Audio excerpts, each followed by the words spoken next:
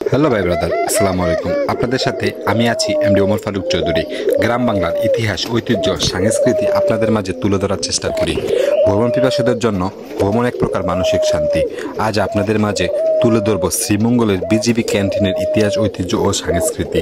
এই ক্যান্টিনটি শ্রীমঙ্গলের বিজিবিদের ধারাই প্রতিষ্ঠিত হয়েছে, যার উদ্দেশ্য ছিল শ্রীমঙ্গলে সাশ্রয়ী মূল্যে প্রয়োজনীয় জিনিসপত্র ক্রয় করা যায়। এই ক্যান্টিনটিতে নিত্য প্রয়োজনীয় সকল পণ্য সামগ্রী রয়েছে। এই ক্যান্টিনটি মিনি পার্ক আকারে তৈরি করা হয়েছে। প্রিয় বন্ধুগণ, অপরূপ সৌন্দর্যময় এই পার্কে কৃত্রিম, প্রাকৃতিক, নৈসর্গিক সৌন্দর্য রয়েছে। এই পার্কের একপাশে রয়েছে বড় বড় চা বাগান এবং পার্কের মাঝখান দিয়ে একটি ঝিরি প্রবাহিত হয়েছে, যা শ্রীমঙ্গলের পাহাড়ি ঝর্ণার পানি প্রবাহিত হয়ে থাকে। ঝিরিটির মাঝখান দিয়ে রয়েছে অপূর্ব সৌন্দর্য একটি ব্রিজ, দিয়ে তুলেছে এই পার্কের আরও সৌন্দর্য।